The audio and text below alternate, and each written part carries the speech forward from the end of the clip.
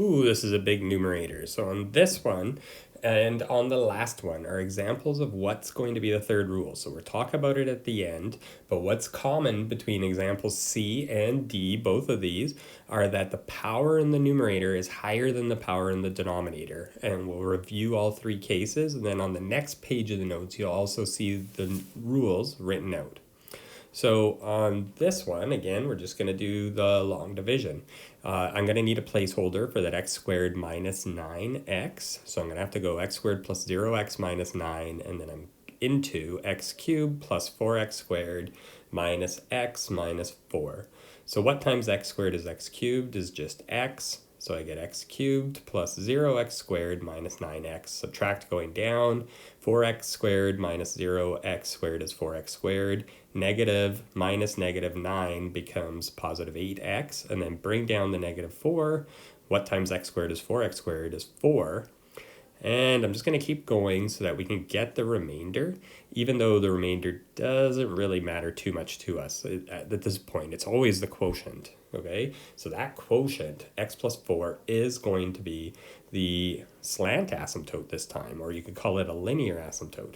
But writing out the division statement, I get y equals x plus 4 plus 8x plus 32 over x squared minus 9. Because the power in the denominator is bigger, as x goes to infinity or negative infinity, this is going to go to 0. Everything always works this way. So it just leaves that y equals x plus 4 as an asymptote. So we're just going to look at this on Desmos. So here, y equals x plus 4 is graphed, but we're going to zoom out so you can really see. So right now, when you're close, you don't really see how to the right it follows, but when we start zooming out, oh, look at that. To the left and to the right, it follows that line, y equals x plus 4. And on Desmos, I'm just pinching it and stretching it, and we can zoom way, way out. So now we're out to 300, and we're up to like 400. And you can really see, oh man, we're going nuts here. So you can really see, though, how this is following. When you get way out into the thousands, it just looks like a linear. You can barely see what's going on close to 0 anymore.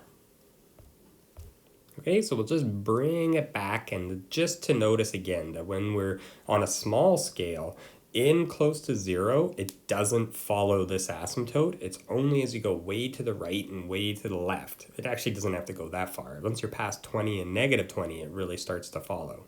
So this type of asymptote is called a slant asymptote, and any linear function that's an asymptote, that's not a horizontal asymptote, we call a slant asymptote. Here I'm just going to sketch it.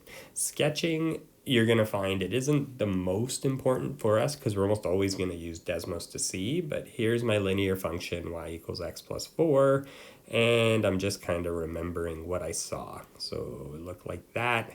And for values close, we had that parabola, but we couldn't really see that piece to the right until we zoomed out. So this is basically an exaggeration, but there's a little sketch. So reviewing the rules though, if the power on top is smaller than the power on the bottom, so the power on the bottom is bigger, the asymptote is a horizontal asymptote and it's y equals 0. If the powers are the same, so you got a highest power of x to the fourth on top and x to the fourth in the denominator, you divide those two, and that's your horizontal asymptote. If the power on top is higher, so you got x to the fifth on top and x squared in the denominator as highest powers, then that one you have to do long division or synthetic division and find the quotient, and whatever that quotient is your asymptote. So it could be a parabola, like in C, or in this case, it's a linear. It can basically be any polynomial function as an asymptote. If the polynomial function is degree 1, though, so something like y equals x plus 4, or anything that can be written as y equals mx plus b, we call those slant asymptotes. Other than horizontal or slant asymptotes, then you might say, oh, its behavior is like a quadratic or a cubic, but we don't really say quadratic asymptotes or anything for any higher degree polynomials. So it's just horizontal and slant get special names.